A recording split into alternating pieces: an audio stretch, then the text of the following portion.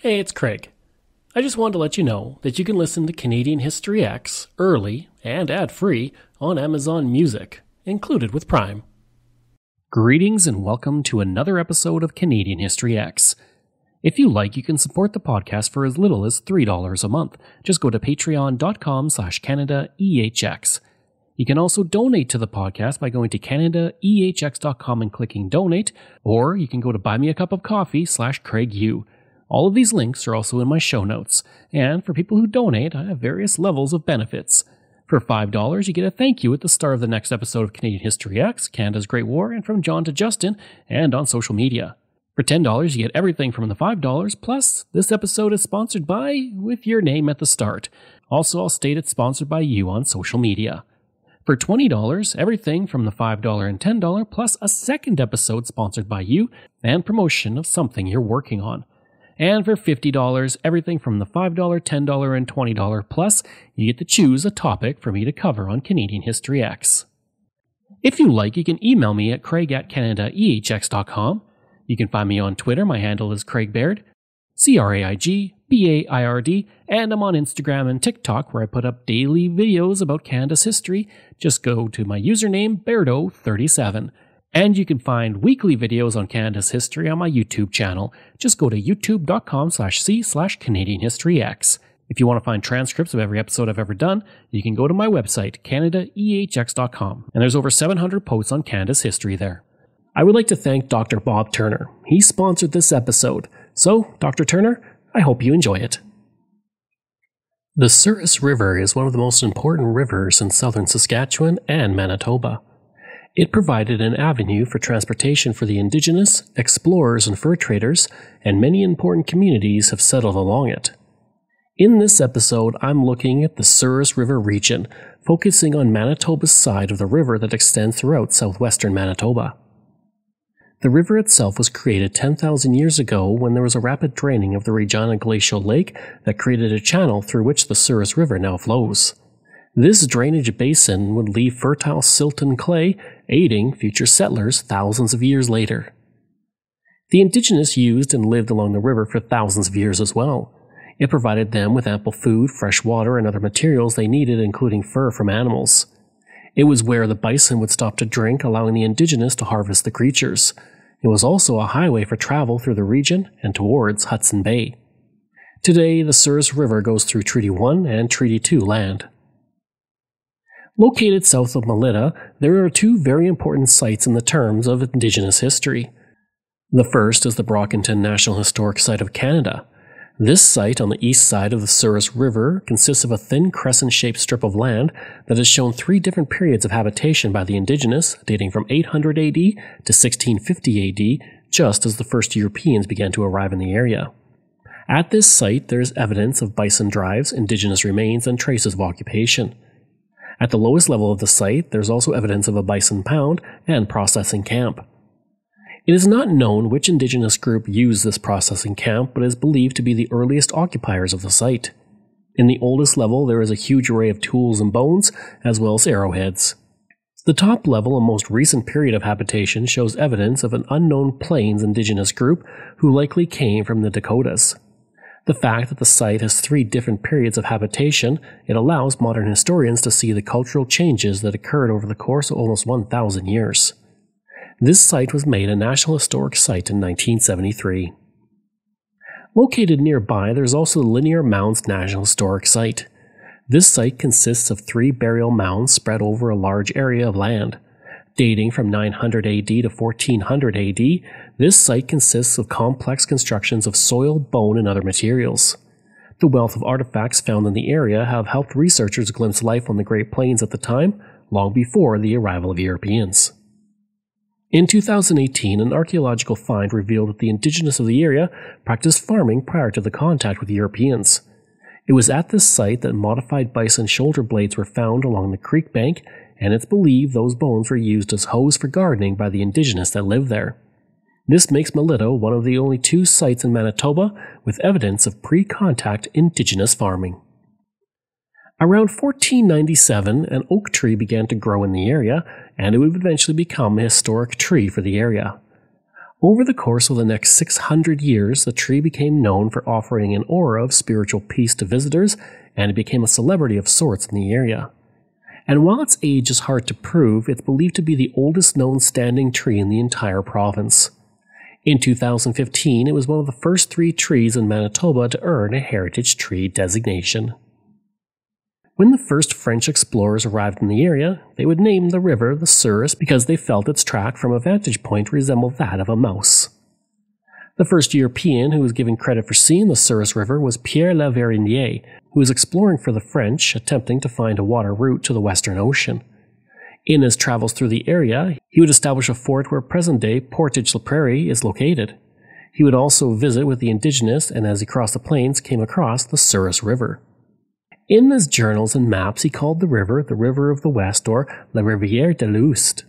More European fur traders would start to come into the area in the 1770s, and roughly 18 forts would be established along the river, as it was such an important transportation route for the Indigenous. The fur trade would continue to thrive in the area up until the 1860s, when Canada began to look towards settlement of the West and away from the fur trading. Settlement would go slowly in the area, beginning in the 1880s and progressing well into the next century. Prior to 1882, the community of Souris was known as Plum Creek. In the Journal of Alexander Henry, written on July 14, 1806, he writes, quote, Rivière-la-Souris, at the junction of Plum River, which comes in from west-northwest, we crossed it and kept along the north side of the Rivière-la-Souris until sunset. End quote. The first settlers in the area are generally considered to be Gilbert Wood and his family. They left Kingston on June 15, 1880 and came to the end of Steele on June 22, 1880. They then journeyed by boat and cart until they reached the area of Plum Creek. That same year, William Squire Soden had also arrived, and it would be he that would create the community known as Souris. On October 7, 1880, Soden and Samuel Murner, the MP of New Hamburg, Ontario, wrote their intention to create the new settlement, stating, quote, We propose to take next spring into this township 500 settlers. They will be a very different class of people from that composed of ordinary emigrants from Europe. They will be people who will be possessed of such capital that, on the average, each one obtaining a homestead and preemption entry will purchase in addition 320 acres of railway lands, and will be in a position to successfully farm the whole area he acquires. End quote. In 1881, various parties from Ontario journeyed out to settle in the area, and Souris began to grow. By the end of the year, the community had a log blacksmith shop, a store, and a boarding house. In 1883, the mill was built in the community and would prove to be a very important industry for growth in the community. There's also a bit of folklore behind it, related in Leader Post in 1962, which states, quote, An immensely powerful man near Carnduff who carried a sack of wheat on his back over 90 miles to the Souris mill, and then on the return journey carried not only the flour, but the bran, a side of bacon, sugar, and other supplies. End quote. Now I'll talk more about Soden later. He is generally considered to be the founder of Souris. In 1890, the railroad arrived in the community, and Souris was well on its way to becoming an important community within the region. Around this same time, the community of Sipiweski was growing with a store, 2 banks, and various houses. The railway also arrived in the community in 1890, and that same year it changed its name to Wawanesa. 1 year later, the first school was built in the community, and by 1909, the community was large enough that it became a village. On July 1, 1882, residents from across the area came out to a place just south of Fucha-Malita to celebrate Dominion Day with a large picnic. The spot was also a stopping spot along the Boundary Commission Trail. Over the years, the stopping point would be used and turned into a park after the land was donated by Norman Gould, who always allowed the annual Dominion Day celebrations to be held there. The site also holds special significance as it was there that surveyors with the British North American Boundary Commission camped in 1873. 1 year later, the Northwest Mounted Police camped at the same spot on their journey out west. Today, the site is the Sourisford Park, a recreation and heritage area in a quiet grove right where the Antler River meets the Souris River. The 8-hectare site is also a municipal heritage property. At the property, you can find a large memorial arch that was built in 1829, as well as an 1885 log house and a 1.5-story field house that was built in 1902 by Alfred Gould. So what about the name of Malita? When the first settlement began, which didn't last long, it was called Manchester. In 1884, when the post office was opened, the local settlers were asked to suggest a name. They suggested Manchester, as that was already the name of the area, but they were told the name had already been chosen. A list of names was sent for the settlers to look at. One Sunday afternoon, the lesson during Sunday school was St. Paul's Shipwreck on the island of Malta, or Melita. Everyone felt this was a good name, and it was also a name on the list, so it worked out for the community, and it was chosen. In 1873, a young woman named Nellie McClung would be born in Chatsworth, Ontario. She would move with her family to the Souris Valley area to homestead, and she would have a massive impact on Canadian history. McClung would receive 6 years of education but would not learn to read until she was 9. As an adult, she would campaign for the Liberal Party in 1915 and 1916 for the right for women to vote. She would organize the Women's Political Equality League, holding a mock parliament to criticize the fact women couldn't vote in Manitoba. And Nellie McClung decided that she would put on a mock parliament down in the Walker Theatre. Nellie McClung was a very colourful sort of speaker, an unusual thing, having a woman that could go about and address an audience anywhere. It just happened that my mother and I were visiting in Winnipeg at that time, and so I was able to be at the mock parliament that night. And my recollection of it was that Nellie McClung moving about as the premier, and the women sitting on the platform as the members of the House, and they were deciding whether they should allow men to vote or not. Were men really capable? Wouldn't they go out and make fools of themselves? They'd just vote against what women wanted, probably, and it would be disastrous to business and everything else. And it was uproariously funny. I remember the laughter of the audience more than I remember what was being said, because she had really made a caricature of Sir Rodman Roblin that would be pretty difficult to repeat. And it had such an effect that it was said afterward that it had more to do with the defeat of the Roblin government when they went to the province the next year. Thanks in no small part to her efforts, on January 28, 1916, Manitoba became the first province to give women the right to vote. By this point, though, McClung had moved to Edmonton. In 1921, she was elected to the Alberta Legislative Assembly as a Liberal, serving until 1926. In 1927, she became one of the famous 5 who put forward the person's case to have women classified as persons under the British North America Act of 1867. In 1929, their case was successful, and it would clear the way for women to be considered persons in Canada and to sit in the Canadian Senate. On behalf of the Canadian Federation of Business and Professional Women's Clubs, I now unveil the tablet which the Federation has erected in honor of the 5 women whose names it records. We now introduce one of the 5 women, an author, a well-known speaker, and the woman member of the Board of Governors of the Canadian Broadcasting Corporation, our own Mrs. Nellie L. McClung.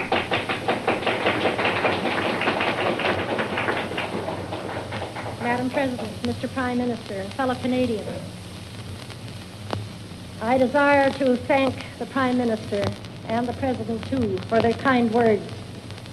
And I thank the Prime Minister still more for the kindness he showed to our little petition, when it was just a little scrap of paper going the rounds and not very welcome anyplace. I also wish to thank Newton Wesley Rowell for his kindness in taking our petition to the Privy Council. And I also wish to thank Lord Sankey for his glorious decision. So clear-cut and unmistakable and unanswerable. I would like very much tonight, dear friends, if I could express the corporate mind, not only of the 5 of us, but of all the people who have advanced the cause of women, by ways seen and unseen. The great unnumbered, the unremembered, and unknown people who have done so much for us. The people whose names will never appear in the papers. People whose names we will never know. because it has been a long task. It has been an epic story, this rise of women. They had to begin from so far down. Women had first to convince the world that they had souls, and then that they had minds, and then it came on to this matter of political entity. And the end is not yet. We fear that there are still people who would sign a minority report. Now, I do wish to pay my tribute of love and admiration to the other 4 women, whose friendship I enjoyed and treasured, for their loyalty, for their love, and for their steadfastness, for their wonderful companionship. Mrs. McKinney, Mrs. Muir Edwards, and Mrs. Parlby, whose message you will hear just in a moment. And particularly I wish to give my tribute of praise to our undaunted and indomitable and incomparable leader, Emily F. Murphy. She didn't care who got the honor. She was never one to care who got the vote of thanks. She would joyfully pin a medal any time on somebody else. And you know, dear friends, I can't help but saying it now that we're all here together, that we would all be able to accomplish a great deal more if none of us cared who got the credit. And tonight, if she is listening from some of the islands of the blessed, I'm sure that there is no person who will hear the words of this ceremony with a lighter and a merrier heart. McClung would pass away in 1951, but she would be heavily honored after her life in Canada. In 1954, she was named a Person of National Historic Significance. In 1973, she was honored with a stamp, and the person's case was recognized as a historic event in 1997. In 2009, she and the other of the famous 5 were made Canada's first honorary senators. Also, in the 1990s, a Heritage Minute was created to honor her. I don't understand why women want to vote. Oh, really? The first time Nellie McClung saw the Premier about votes for women, Things are changing. Good day, sir. it didn't go too well for McClung. Take it from me, Mrs. McClung. Nice women don't want the vote. So then she staged a mock parliament attacking votes for men. Think what would happen if we actually allowed men to vote. Why, they would become obsessed with politics. Politics are like drinks. Once you start, if men started voting, families would be disrupted. Divorces would follow. Madam Speaker, take it from me. Nice men don't want the vote. After a long campaign, Manitoba's women became the first to get the provincial vote. Hey, dear. Nice to The see next you, time Charles. they met, Good in morning, a polling gentlemen. station, it didn't go too well for the Premier. Premier Roblin, I'm sure you don't want your photograph taken with a woman who's not nice. In 1890, the railway was coming through southwestern Manitoba, and a town site was surveyed, sparking the beginning of the current community of Melita. The community soon began to grow from that point. By the autumn of 1890, there was already 2 stores, a post office, a blacksmith shop, a harness shop, an implement agency, a stable, a doctor, and a school, along with 4 houses. The Ogilvy's Milling Company, Lake of the Woods, and Northern Elevator Companies all opened elevators in the community at the same time as well. The Ogilvy's elevator would actually outlast the other 2 until it was finally replaced in 1956. In 1899, a woman named Edna May Bauer was born in Wawanesa. She would eventually become a teacher and worked at the Mayfair Elementary School in Saskatoon. In 1929, she married a young man by the name of John Diefenbaker. A popular teacher, thanks to her outgoing nature, she would devote a lot of her energy towards the political career of her husband. She would travel with him to visit communities in the area, edit his speeches, and even drove him to meetings. She also worked with him to overcome his shyness and help him become more of a man of the people. After Diefenbaker was elected to the House of Commons in 1940, she worked in an unpaid capacity for him and was always in the visitors' gallery in the House of Commons. The Vancouver News Herald wrote, quote, "She loved Parliament, she liked its people, she had friends on both sides of the Commons. She admired Prime Minister St. Laurent, and she never tired of hearing her husband speak." End quote. Sadly, in 1951, she would pass away from leukemia, and many of the members of Parliament gave eulogies for her, something that was unprecedented for a non-member of Parliament. 6 years later, thanks to her hard work, Diefenbaker became the Prime Minister of Canada. In 1903, a man by the name of Captain Hunt Johnston Ralston Large would arrive in the Souris area. Well liked in the area and known for his kind heart, he even saved the life of a man who had become tangled in the wheel of a threshing machine by calmly taking out a heavy hammer and breaking the large wheel to free the man. Of course, what Captain Large is known for is his boat. In 1908, he took a CPL boxcar, he tore it apart and used the lumber to build the boat, along with the lumber from an old house and a donation of lumber. Propelled with a large one-cylinder gasoline threshing engine attached to 2 side wheel paddles 9 feet in diameter and made of steel, the boat showed off the master craftsmanship of Captain Large. He would call his boat the Empress of Ireland, and it launched on the Souris River in 1910. One person allegedly said, "Do you expect that to float?" Captain Large responded by painting a line on the hull, and when the boat went into the water level went up to that line. A Mr. Mallow was also hired to steer the boat along the river, while Captain Large would sing songs and play on his banjo to the delight of passengers. In 1912, he decided to use the ship to haul coal, and he changed the name to the Assiniboine Queen. Sadly, 1 year later, the ship went to the bottom of the river during a terrible flood and torrential rains. Captain Large, a legend of the area during his time, would then go back to eastern Canada in 1914.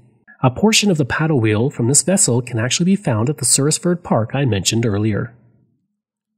In 1904, the first Souris swinging bridge was constructed by Squire Soden, who was hoping to improve access to town from his land on the east side of the river. This was not the first bridge built across the river by him. He had built a bridge in 1882 that lasted a few years, and he would charge 15 cents per animal to use the bridge. Overall, the bridge has been reinforced several times, in 1907, 1961, and 1974. The first bit of work in 1907 was done through the help of private donations from local residents. By this point, the bridge was famous enough that it was actually printed on a postcard in Toronto. The bridge would have many difficult years, though. In 1912, floodwaters took out the decking of the bridge. In 1961, a cable break destroyed it, and it was soon rebuilt. In 1976, it was destroyed by a flood and rebuilt again. In 2011, another flood damaged it, and the decision was made to rebuild the bridge once again. In 2013, the current bridge was constructed, costing $3.9 million. The bridge was moved to a higher level over the river to prevent it from being destroyed by floods ever again, and the new bridge is capable of lasting for the next century.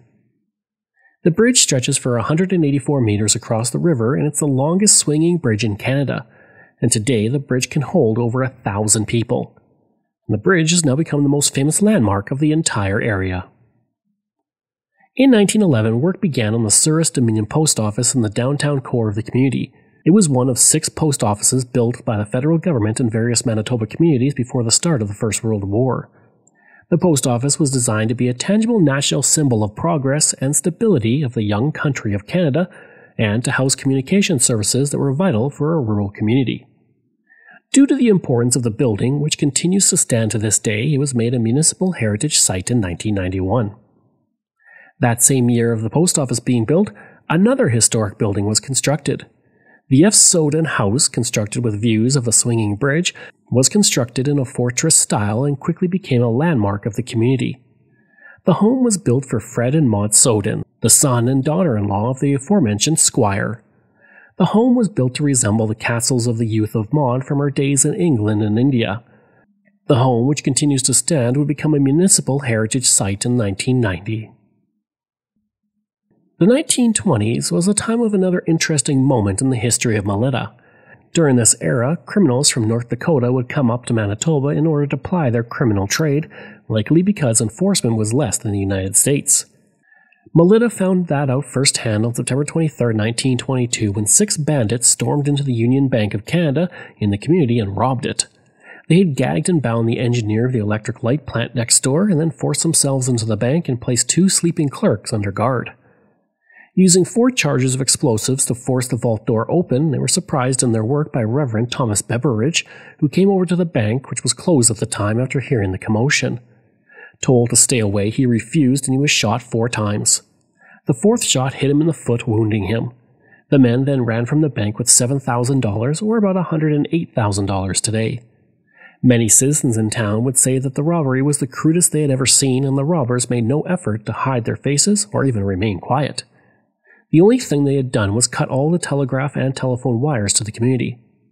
1 month later, Edward Shearer, a noted Winnipeg criminal, was arrested in the United States, but the American government would refuse to send him back to Canada, stating that the evidence was insufficient for extradition. Melita would have a very important visitor arrive on September 19, 1936. It was on that day that John Buchan, the Governor-General of Canada, came to the community on his way to Brandon. The visit was quite brief and very informal. The Governor-General was especially interested in the formation of the Buchan Forks Circle in the community. The day was also made a holiday for the children of the area, something they were all very thankful for. The society had been formed in 1934 in order to bring people to the Buchan district, and it would last well into the 1970s. Around the same time, or at least a couple years after that Governor-General visit, a young girl would move from a small hamlet at the US-Canada border to Melita with her family. And while her name is quite known around Canada, her son would become arguably one of, if not the most famous, Canadian in history. Her name was Betty Fox, and during her childhood through the late 1930s and into the 1940s, she would live in Melita. Of course, her son is Terry Fox, the Canadian icon. Betty would have quite the life herself, though, and is well known for her support in developing the Terry Fox Run and the creation of the Terry Fox Foundation. She would take the lead in many parts of the organization. Over the course of her life, she would speak to more than 400,000 school children, touring the country for 25 years to talk to them about the Marathon of Hope. Every speech she gave, she would end with the phrase, "Never ever give up on your dreams." In 2010, she was selected as one of the Olympic flag bearers for the opening ceremonies of the Vancouver 2010 Winter Olympics. She would also carry the Olympic torch with her husband Raleigh during the 2010 Paralympic Games. And on June 17, 2011, she would pass away from diabetes. Her funeral was so large that the Civic Recreation Centre had to be used and was broadcast live. British Columbia Premier Christy Clark would also attend. If you'd like to learn more about the history of the Souris area, then the Plum Museum and Visitor Centre is the perfect place to visit. This museum is located in a church built in 1883 that is the oldest remaining public building in the area, and it's been restored to its original plum and chocolate colors. It is also one of the oldest church buildings in western Manitoba, and it's a municipal heritage site. Within the museum, you will find exhibits that highlight the history of the area, including the swinging bridge. There's also a beautiful outdoor area you can enjoy that features a moose statue and landscape grounds, and it's well worth any visit to the Souris area. I hope you enjoyed that episode on my look at the Souris area of Manitoba. If you like, you can email me at craig@canadaehx.com. You can find me on Twitter. My handle is Craig Baird, CraigBaird, and I'm on Instagram at Bairdo37. As well, again, if you want to support the podcast, you can for as little as $3 a month. Just go to patreon.com/CanadaEHX. And you can donate to the podcast by going to CanadaEHX.com and clicking Donate. I'd also like to thank all of my wonderful patrons, and I apologize if I get any names incorrect. Michael Matthews, Joanna Parker, Jeff Dahl, Vobs, Robert Page, Richard D., Colin Johnson, Jeff Hershey, Kyle Murray, Steve Pakin, Matthew Gartho, Lionel Romaine, Dr. Bob Turner, an anonymous patron that I truly do appreciate, Randy Hayden, Doug Campbell, Reg W., Deborah Carlson, Francis Helbling, Nick Zinri, Shannon Marshall, Clinton Martinez, Dimitri Chauve, Aaron O'Hara Myers, Robert Dunseith, Todd Casey, Catherine Roy, Luke S., JP Bear, Jason Hall, Phil Maynard, and Iris Gray. Thanks, and we'll see you again next time.